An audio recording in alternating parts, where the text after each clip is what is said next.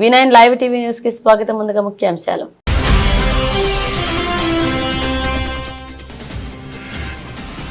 అసభ్యకర రీతిలో పోస్ట్ పెట్టి అవమానించారంటూ మంత్రి కొండా సురేఖ కంటతడి. బీఆర్ఎస్ క్షమాపణ చెప్పాలని డిమాండ్ చేసిన మంత్రులు సీతక్క, పొన్నం ప్రభాకర్.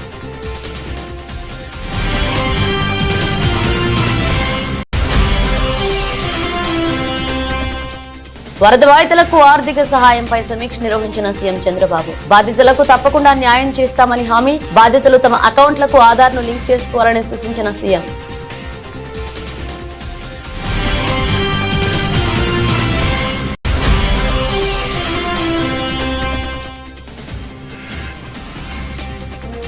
ఆసుపత్రిలో చేరిన బీఆర్ఎస్ ఎమ్మెల్సీ కవిత. కొంతకాలంగా పలు ఆరోగ్య సమస్యలతో బాధపడుతున్న కవిత.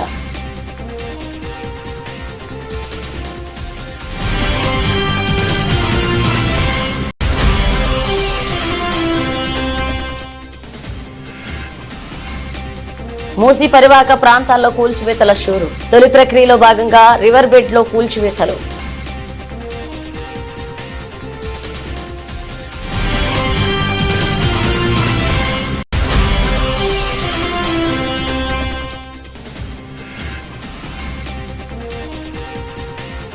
చరిత్ర సృష్టించిన టీమిండియా. టెస్టుల్లో 90 సిక్సర్ల మైలురాయిని అందుకున్న తొలి జట్టుగా అవతరణ.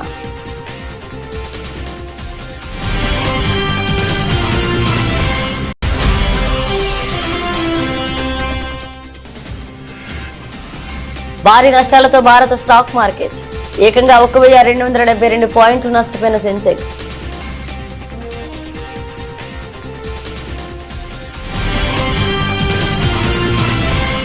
జిల్లా ఇన్ఛార్జ్ మంత్రిగా తాను మెదక్ వెళ్లినప్పుడు చేనేత కార్మికుల సమస్యలను చెబుతూ బీజేపీ ఎంపీ రఘునందన్ రావు గౌరవ సూచకంగా తనకు ఒక నూలు దండ వేస్తే దాన్ని బీఆర్ఎస్ సోషల్ మీడియా అసభ్యకరంగా ట్రోల్ చేసిందంటూ మంత్రి కొండా సురేఖ కన్నీళ్లు పెట్టుకున్నారు.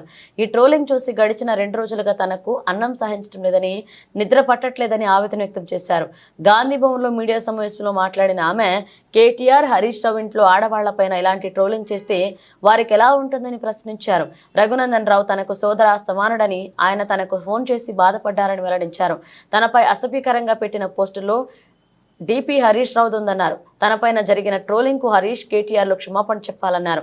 మరొక వైపు తిమ్మాపూర్ మండలం మహాత్మానగర్ లో సీతక్క మాట్లాడుతూ మంత్రి కొండా సురేఖను ట్రోల్ చేస్తూ బీఆర్ఎస్ పార్టీ వారు సోషల్ మీడియాలో అసభ్యంగా పోస్టులు పెట్టారని, అందుకు ఆ పార్టీ వారు సురేఖకు బేషరతుగా క్షమాపణ చెప్పాలని డిమాండ్ చేశారు. కొండా సురేఖపై పోస్టులు పెట్టిన వారిని పార్టీల నుంచి బహిష్కరించాలని మంత్రి పొన్నం ప్రభాకర్ డిమాండ్ చేశారు. ఒక గౌరవప్రదమైనటువంటి మంత్రి అయిన నన్ను కూడా ఈరోజు అసభ్య పదజాలంతో సోషల్ మీడియాలో ట్రోల్ చేయడం అనేది, ట్వీట్ చేయడం అనేది నేను జీర్ణించుకోలేకపోతూ ఈరోజు ఈ వేదిక మీద నుంచి టీఆర్ఎస్ నాయకులను, కేటీఆర్ని, హరీష్ రావుని, కేసీఆర్ని అందరినీ ఒకటే ప్రశ్నిస్తా ఉన్నాను. మీ ఇంట్లో ఆడవాళ్ళు ఉన్నారు, ఇదే పద్ధతిలో మీ ఇంటి ఆడవాళ్ళ మీద ట్రోల్ చేస్తే ఏ విధంగా ఉంటుందో ఒక్కసారి ఆలోచించాల్సిన అవసరం ఉన్నది. మీరు 10 సంవత్సరాలు మంత్రులుగా ఉన్నారు, అధికారంలో ఉన్నారు. మహిళలకు గౌరవం ఇవ్వాల్సిన అవసరం మీకున్నది. మహిళలకు ఉచిత బస్సు పెడితే 100 కేటీఆర్ నేను ఒక్కటి అడుగుతా, ఇది తీసుకెళ్లి నీ చెల్లెకు చూపెట్టు కరెక్ట్ అని చెప్తుందా, నీ తల్లికి చూపెట్టు కరెక్ట్ అని చెప్తుందా, నీకు ఇంకెవరైనా మీ చుట్టాలుంటే మహిళలకు చూపెట్టు కరెక్ట్ అని చెప్తుందా? ఇది ఇంత దారుణంగా ఇటువంటి పోస్టులు పెట్టి ఒక గిరిజన మహిళను, ఒక బీసీ మహిళ, నేను ఒక బీసీ మహిళ విజయలక్ష్మి గారిని ఈరోజు ఇంత అవమానంగా, ఇంత అసభ్యంగా మమ్మల్ని ప్రచారం చేయడం అనేది చాలా దారుణం. కాబట్టి దీన్ని తీవ్రంగా ఖండిస్తూ మరి దీన్ని మేము ఆల్రెడీ సైబర్ క్రైమ్ కు ఇవ్వడం జరిగింది. సైబర్ క్రైమ్ వారు తప్పకుండా యాక్షన్ తీసుకు. నిన్న మా జిల్లా సోదరిమణి కొండా సురేఖ మంత్రి గారు అక్కడ ఒక ఎంపీ గారు మెడలో ఆమెకు దండేసిండు, కండువ చేనేత నూలు దండేసిండు. దాన్ని షాదీ కళ్యాణం లక్ష్యం పంచిర్రు అని ఇట్లా అట్లని ఒక సెటైర్లు ఎంత దారుణం అంటే, ఆడవాళ్ళంగా రాజకీయాలలో ఉండాలా వద్దా, అసలు ఏం చేస్తే కరెక్ట్, ఏం చేయకుండా మా పని మేము చేసుకున్నాం, మమ్మల్ని వెంటబడి వేధిస్తోంది బీఆర్ఎస్ పార్టీ. అరే మీ ఇళ్లలో ఆడకూతురు లేరా? ఇంత దుర్మార్గంగానా? ప్రతిపక్షంలో ఉన్నప్పుడు బాధ్యత గల ప్రతిపక్షంగా వ్యవహరించాల్సిన అవసరం ఉన్నది. అందులో సమాజంలో మహిళల పట్ల ఇంకా జాగ్రత్తగా వ్యవహరించాల్సిన అవసరం ఉన్నది. మీరు ఒకవేళ సోషల్ మీడియా ద్వారా రాజకీయ నాయకులను అవమానపరచదలుచుకుంటే దానికి కూడా ఒక హద్దు పరిధి ఉండాల్సిన అవసరం ఉంది. కానీ ఈరోజు ఒక ఇటువంటి పొలిటికల్ యాక్టివిటీలో జిల్లా మంత్రిగా ఒక కార్యక్రమంలో పాల్గొనే సందర్భంలో మరొక ప్రజాప్రతినిధి గౌరవ సూచకంగా ఒక మాల ధరింపజేస్తే కూడా దానిపైన సెటార్లు వేసి అది అవమానపరిచే విధంగా, మొత్తం మహిళా జాతిని అవమానపరిచే విధంగా మరి పోస్టులు పెట్టి దాన్ని పబ్లిసిటీ చేస్తున్నటువంటి వాళ్ళ పట్ల తీవ్రంగా ఖండిస్తా ఉన్నాం. ఇది మంచి పద్ధతి కాదు. రాష్ట్రంలో భారీ వర్షాలు, వరదలకు నష్టపోయిన ప్రజలకు అందిన పరిహారంపై ముఖ్యమంత్రి నారా చంద్రబాబు నాయుడు సచివాలయంలో సమీక్ష చేశారు. ఇప్పటి వరకు అందిన సాయం, లబ్ధిదారుల సమస్యలు, ఫిర్యాదులపై అధికారులు ముఖ్యమంత్రికి వివరించారు. అందించాల్సిన 602 కోట్ల పరిహారం పంపిణీకి గాను 588.59 కోట్లు లబ్ధిదారుల అకౌంట్లలో జమ చేసినట్లుగా అధికారులు వివరించారు. ఇందులో రైతులకు పంట నష్టపరిహారం కింద జరిపే చెల్లింపులు 300 కోట్లు కాగా మిగిలిన మొత్తం ఇళ్లు, షాపులు మునిగి ఆస్తులు నష్టపోయిన వారికి పరిహారంగా అందిస్తున్నామన్నారు. ఇక ప్రభుత్వం బాధితుల అకౌంట్లకు నగదు DDT పద్ధతిలో అందించగా అందులో 97% మంది లబ్ధిదారులు అకౌంట్లకు పరిహారం జమ అయిందని అధికారులు వివరించారు. అయితే 22,185 మంది లబ్ధిదారులకు సంబంధించి బ్యాంక్ అకౌంట్ల లోపాలు, సాంకేతిక సమస్యల కారణంగా నగదు జమ అవ్వలేదని అధికారులు వివరించారు. బ్యాంక్ అకౌంట్తో ఆధార్ లింక్ అవ్వకపోవడం, ఆధార్ అకౌంట్ మ్యాచ్ అవ్వకపోవడం, అకౌంట్ యాక్టివ్గా లేకపోవడం, అకౌంట్ క్లోజ్ అవ్వడం, అకౌంట్ తప్పుగా నమోదవ్వడం, ఇతర వివరాలు సరిగ్గా లేకపోవడంతో పరిహారం సొమ్ము లబ్ధిదారుల అకౌంట్లో జమ కాలేదని అధికారులు వివరించారు. ఈ నేపథ్యంలో లబ్ధిదారులు బ్యాంకుకు వెళ్లి KYC పూర్తి చేసుకోవాలని కోరామని, 2-3 రోజుల్లో ఆ ప్రక్రియ పూర్తవుతుందని అధికారులు తెలిపారు. బ్యాంక్ అకౌంట్లకు మరొకసారి డబ్బులు బదిలీ చేశామని, ఈ రోజు సాంకేతిక సమస్య పరిష్కరించుకున్న వారి అకౌంట్లలో డబ్బులు జమ అయ్యాయని వివరించారు. సాంకేతిక సమస్యలు పరిష్కరించి ప్రతి ఒక్కరికి పరిహారం అందజేయాలని, ఏ ఒక్కరూ అసంతృప్తితో ఉండడానికి వీల్లేదని అధికారులకు సీఎం సూచించారు. అర్హులు ఎవరికి సాయం అందకుండా ఉండేందుకు అవకాశం ఉండకూడదని సీఎం స్పష్టం చేశారు. ఇప్పటికీ కొంతమంది పరిహారం కోసం దరఖాస్తు చేసుకుంటున్నారని, వాటిని పరిశీలించి అర్హత ఉంటే ప్రభుత్వం నుండి సాయం అందజేస్తున్నామని అధికారులు తెలిపారు. అర్హులుగా ఎంపిక ఎవరికైతే డబ్బులు వారి అకౌంట్లలో పడలేదో వారు సచివాలయ సిబ్బంది ద్వారా సమస్య పరిష్కరించుకోవాలని ప్రజలను కోరుతున్నామని అధికారులు తెలిపారు. వచ్చే శుక్రవారం నాటికి అన్ని సాంకేతిక సమస్యలు పరిష్కరించి పూర్తి స్థాయిలో పరిహారం పంపిణీ పూర్తి చేయాలని సీఎం అధికారులను ఆదేశించారు. వాహనాలకు బీమా చెల్లింపు, రుణాల రీషెడ్యూల్, అర్బన్ కంపెనీ ద్వారా ఎలక్ట్రానిక్ వస్తువుల రిపేర్ వంటి అంశాలపై అధికారులు ముఖ్యమంత్రికి వివరించారు.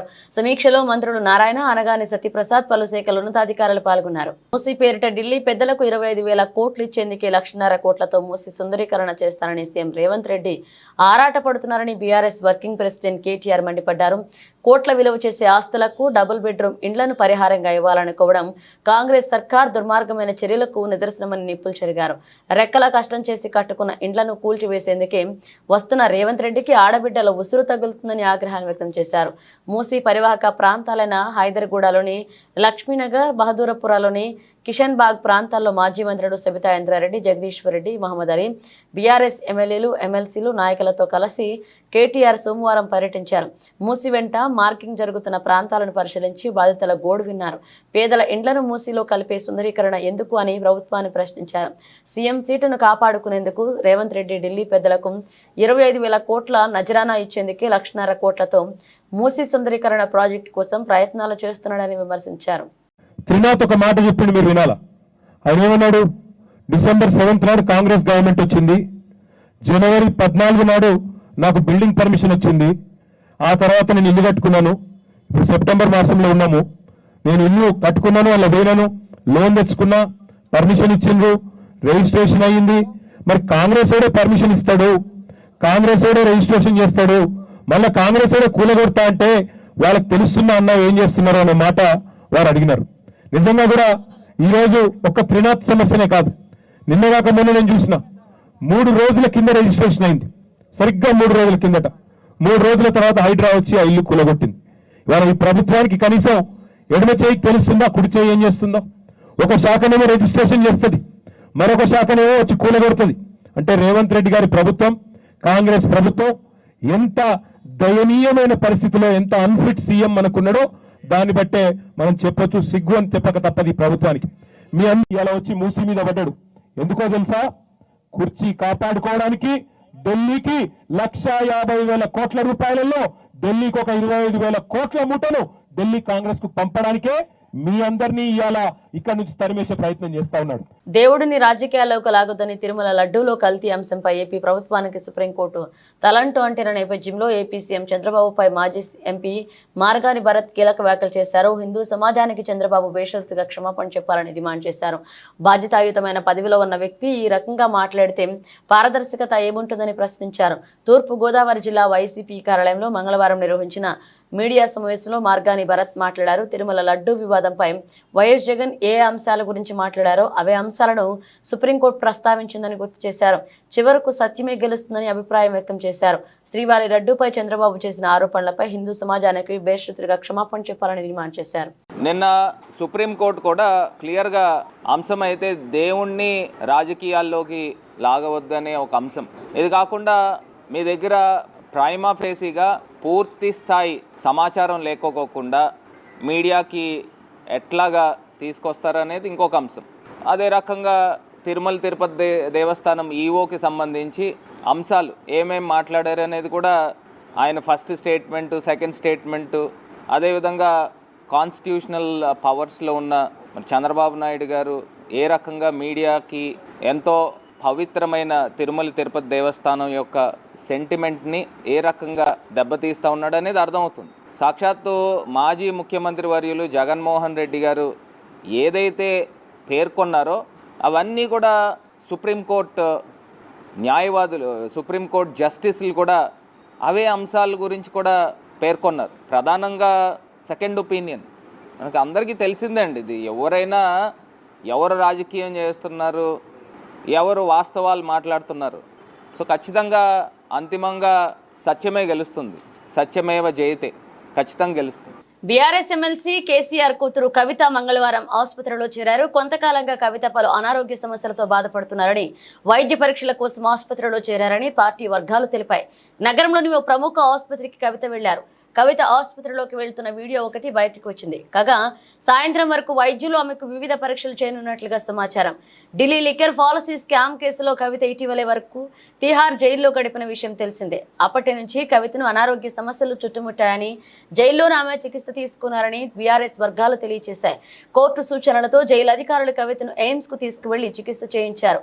కాగా ఎమ్మెల్సీ కవిత గైనిక్ సమస్యలు, జ్వరంతో బాధపడుతున్నట్లుగా తెలుస్తోంది. గుంటూరు కలెక్టరేట్ కార్యాలయం వద్ద ఆంధ్రప్రదేశ్ వాలంటీర్స్ అసోసియేషన్ మెరిసిన కార్యక్రమాన్ని చేపట్టింది. ఇందులో భాగంగా అసోసియేషన్ రాష్ట్ర కార్యదర్శి చైతన్య మాట్లాడుతూ, చంద్రబాబు ఇచ్చిన హామీలకు అనుగుణంగా వాలంటీర్లకు ఉద్యోగ భద్రత కల్పించాలని, 10,000 జీతం ఇవ్వాలని డిమాండ్ చేశారు. ఏఐవైఎఫ్ జిల్లా కార్యదర్శి వలి మాట్లాడుతూ, వాలంటీర్లకు న్యాయం చేయని పక్షంలో సీఎం ఇంటిని ముట్టడిస్తామన్నారు.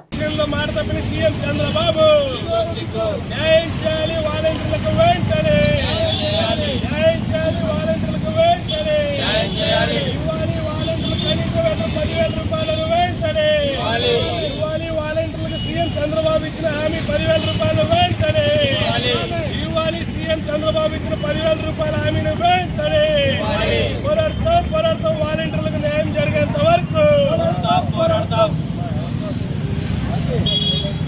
ఆదిలాబాద్ పట్టణంలో ఖానాపూర్, కొలిపూర్, అంబేద్కర్ నగర్ కాలనీలో జోగురామన్న కార్యకర్తలతో కలిసి పర్యటించి ప్రజల సమస్యలను అడిగి తెలుసుకున్నారు. ఈ సందర్భంగా మాజీ మంత్రి జోగురామన్న మాట్లాడుతూ, దశాబ్దాల కాలంగా నిరుపేదల గుడిసెలు వేసుకుని నివాసం ఉండే అప్పుడున్న కాంగ్రెస్ పార్టీ ప్రభుత్వం ఇందిరమ్మ ఇళ్లను నిర్మించి సౌకర్యాలు కల్పించిందని గుర్తు చేశారు. ఇప్పుడున్న రేవంత్ రెడ్డి సర్కార్ చెరువును కబ్జా చేసి నిర్మించారని కూల్చేందుకు మార్కింగ్ వేయడం సరికాదని పేర్కొన్నారు. ఎవరూ అధైర్యపడవద్దని బీఆర్ఎస్ పార్టీ అండగా ఉంటుందని పేర్కొన్నారు. ఈరోజు ఆదిలాబాద్ పట్టణానికి సంబంధించినటువంటి ఏదైతే వార్డ్ నంబర్ 27, 28, 29 సంబంధించినటువంటి అయితే ఖానాపూర్ చెరువు ఆ ప్రాంతంలో చాలా దూరంగా ఇండ్లు నిర్మాణం చేసుకొని 70-80 సంవత్సరాల నుంచి కూడా ఆ కుటుంబాలు ఇక్కడ నివసిస్తున్నారు. అందరూ పేద ప్రజలే. సొంతం జాగాలు కొనుక్కొని ఇల్లు కట్టుకోవడానికి పర్మిషన్లు తీసుకొని ఇలా కొందరు పక్కా ఇండ్ల నిర్మాణం చేసుకున్నారు, కొందరు టెంపరీ ఇండ్లు వేసుకున్నారు, కొందరికి ఇందిరమ్మ ఇండ్లు కూడా ఇందిరమ్మ ప్రభుత్వంలో 2004లో ఇందిరమ్మ ఇండ్లు కూడా ఇచ్చి కట్టించిన ఇండ్లు ఉన్నాయి.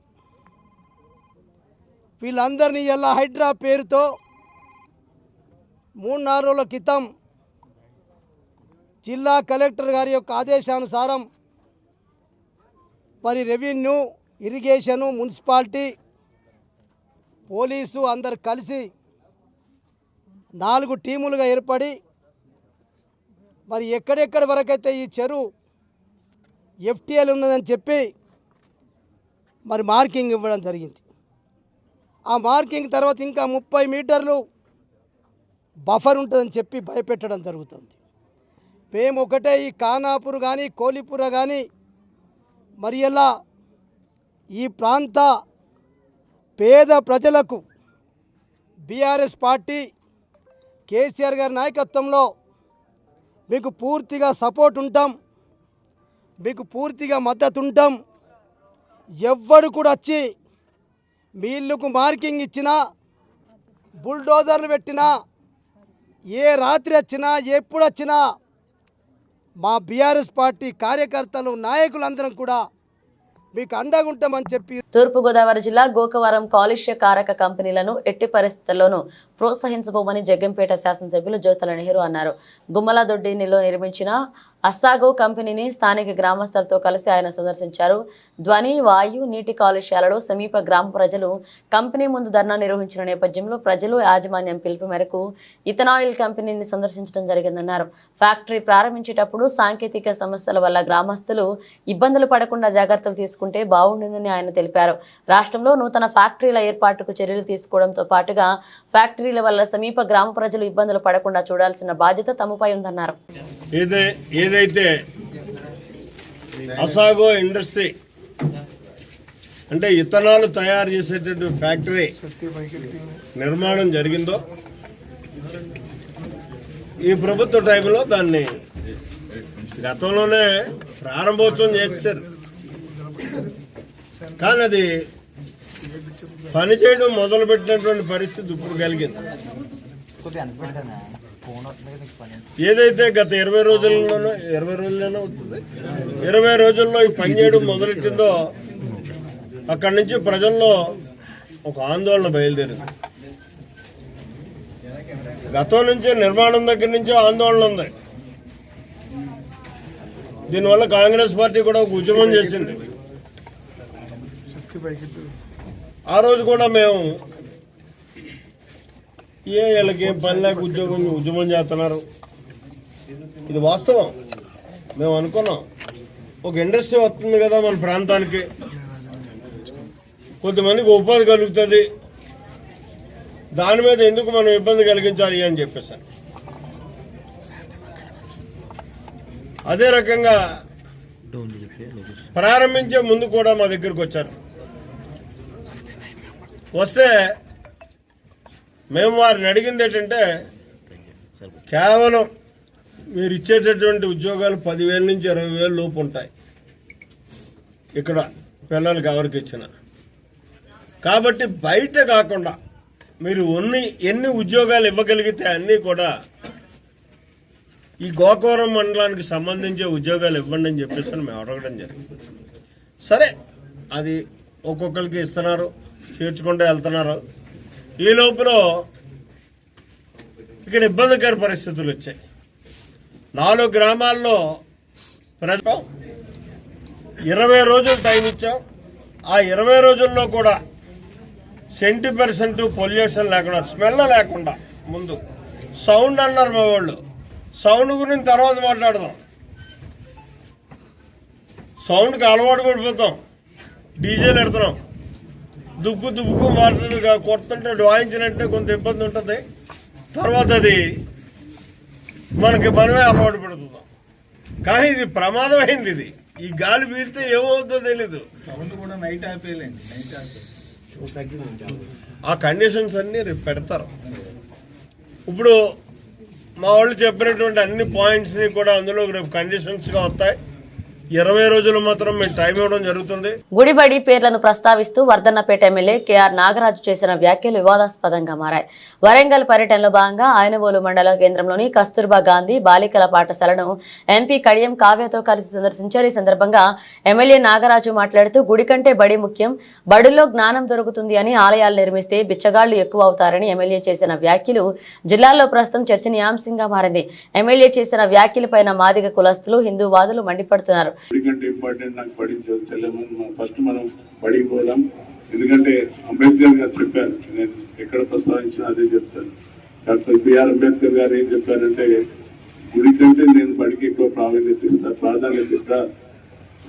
బడి కడితే విద్యావేత్తలు జ్ఞానాన్ని సంపాదించిన, ప్రపంచాన్ని చాటించేంత జ్ఞానాన్ని సంపాదించుకొని నా ప్రపంచాన్ని శాసించేంత శక్తి వస్తుంది.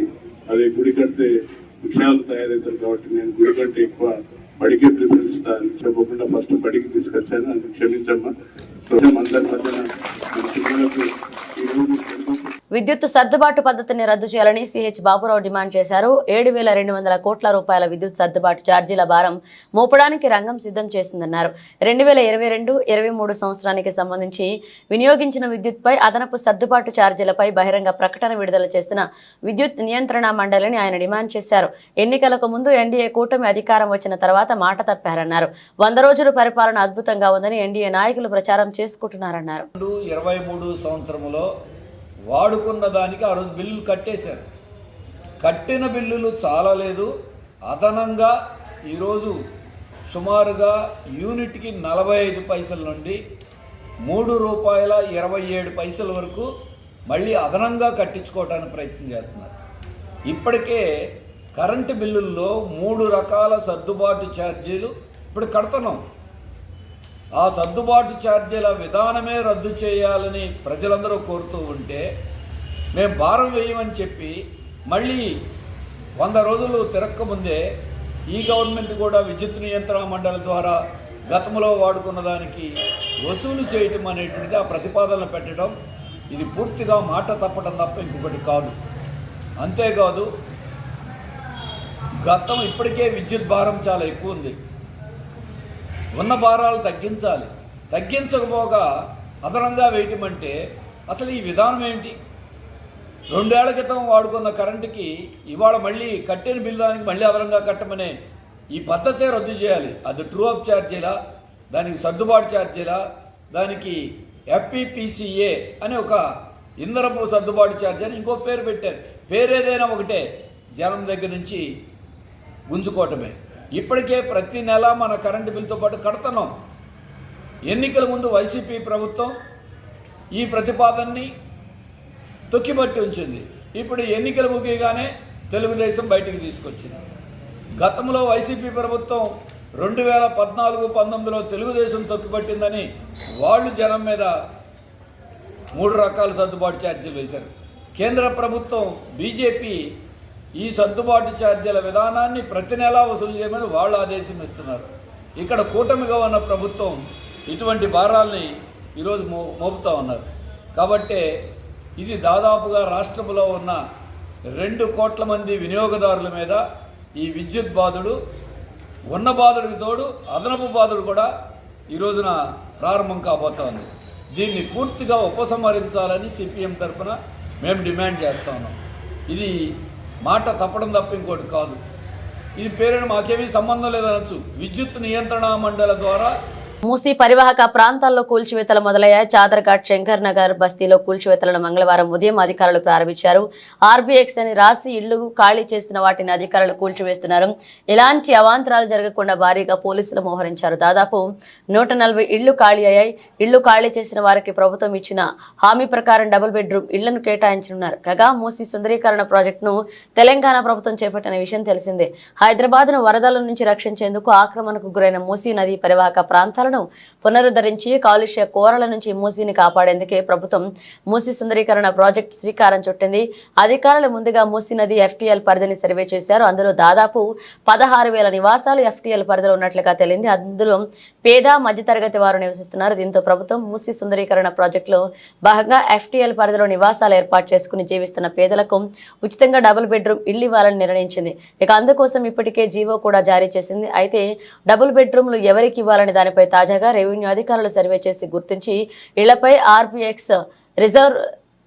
రివర్ బెడ్ ఎక్స్ట్రీమ్ అని రాశారు.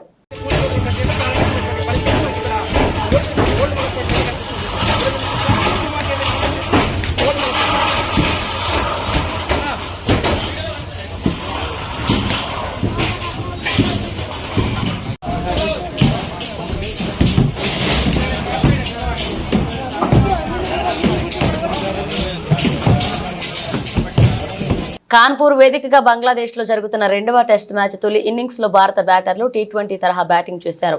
కేవలం 34.4 ఓవర్లలోనే 285 స్కోర్ బాది ఇన్నింగ్స్ ను డిక్లేర్ చేశారు. ఈ క్రమంలో టీమిండియా సరికొత్త ఆల్ టైమ్ రికార్డును నెలకొల్పింది. ప్రపంచ టెస్ట్ క్రికెట్ లో ఒక క్యాలెండర్ ఏడాదిలో 90 సిక్సర్లు మైలురాయిని చేరుకున్న మొట్టమొదటి జట్టుగా భారత్ అవతరించింది. కాన్పూర్ టెస్ట్ 4వ రోజున భారత తొలి ఇన్నింగ్స్ బ్యాటింగ్ చేయగా ఓపెనర్లు రోహిత్ శర్మ, SSP జైస్వాల్ చెలరేగి ఆడారు. బంగ్లాదేశ్ బౌలర్లను చితకొట్టారు. బ్యాటింగ్ ఆరంభంలోనే రోహిత్ శర్మ 3 సిక్సర్లు, జైస్వాల్ 2 సిక్సర్లు బాదారు. వీరిద్దరి దాటికి భారత్ తొలి 3 ఓవర్లలోనే 55 పరుగుల స్కోర్ను అందుకుంది. ఆ తర్వాత KL రాహుల్, ఆకాష్ దీప్ చెరో 2, కోహ్లీ, శుభమాన్ గిల్ చెరో 1 చొప్పున సిక్సర్లు బాదారు. దీంతో ఈ ఏడాది టెస్ట్ లో భారత్ అందుకున్న సిక్సర్ల సంఖ్య 90కి చేరింది. దీంతో ఇంగ్లాండ్ రికార్డును భారత్ బద్దలు కొట్టింది. 2022లో ఇంగ్లాండ్ 89 సిక్సర్లు సాధించగా ఆ రికార్డును భారత్ చెరిపివేసింది. 1877లో టెస్ట్ క్రికెట్ ప్రారంభమవగా ఆనాటి నుంచి ఏ జట్టు ఒక్క క్యాలెండర్ ఏడాదిలో 90 సిక్సర్ల మైలురాయిని చేరుకోలేదు. ఈ ఘనత సాధించిన తొలి జట్టుగా భారత్ చరిత్ర సృష్టించింది. కాగా ఇంతకు ముందు 2021లో భారత్ అత్యధికంగా 87 సిక్సర్లు బాధింది. ఇప్పటి వరకు అదే అత్యుత్తమంగా కొనసాగింది. దేశీయ స్టాక్ మార్కెట్లు కుప్పకూలాయి. అంతర్జాతీయ దేశాలు నెలకొన్న అనిశ్చిత పరిస్థితులకు తోడు జపాన్ సూచీలు కుప్పకూలడం దేశీయ మార్కెట్ల పతనానికి ఆజ్జిపోశాయి. బ్యాంకింగ్, ఆర్థిక, వాహన రంగ షేర్లలో క్రయ విక్రయాలు జోరుగా సాగాయి. ఇంట్రాడేలో 1300 పాయింట్లకు పైగా నష్టపోయిన 30 షేర్ల ఇండెక్స్ సూచి సెన్సెక్స్ చివరకు 1272.07 పాయింట్లు 1.49% నష్టపోయి 85,000 దిగువకు 84,299.78 వద్ద నిలిచింది.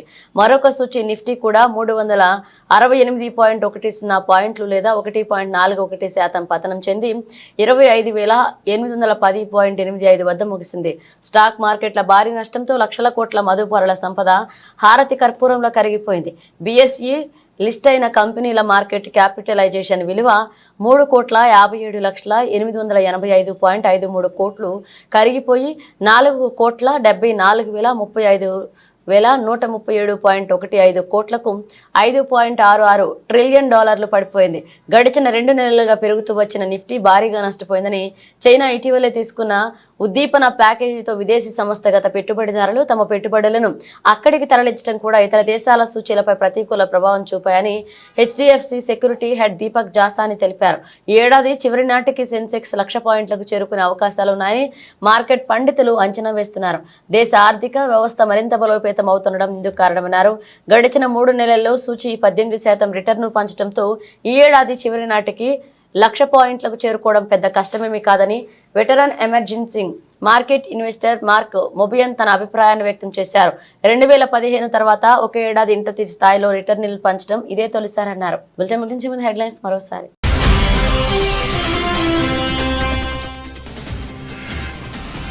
అసభ్యకర రీతిలో పోస్ట్ పెట్టి అవమానించారంటూ మంత్రి కొండా సురేఖ కంటతడి. బీఆర్ఎస్ క్షమాపణ చెప్పాలని డిమాండ్ చేసిన మంత్రులు సీతక్క, పొన్నం ప్రభాకర్.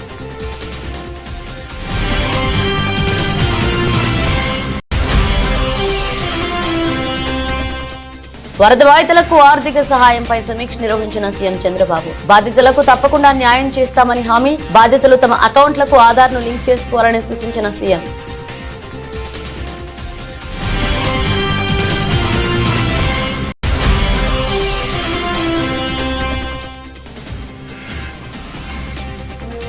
ఆసుపత్రిలో చేరిన బీఆర్ఎస్ ఎమ్మెల్సీ కవిత.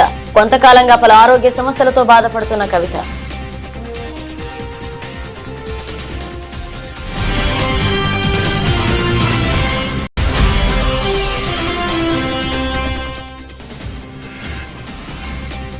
మూసీ పరివాహక ప్రాంతాల్లో కూల్చివేతల షూరు. తొలి ప్రక్రియలో భాగంగా రివర్ బెడ్ లో కూల్చివేతలు.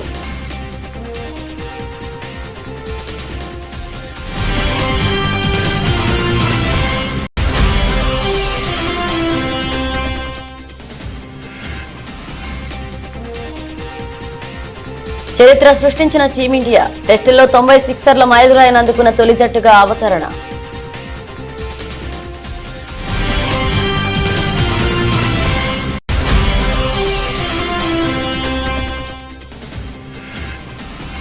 భారీ నష్టాలతో భారత స్టాక్ మార్కెట్ ఏకంగా 1272 పాయింట్లు నష్టపోయిన సెన్సెక్స్.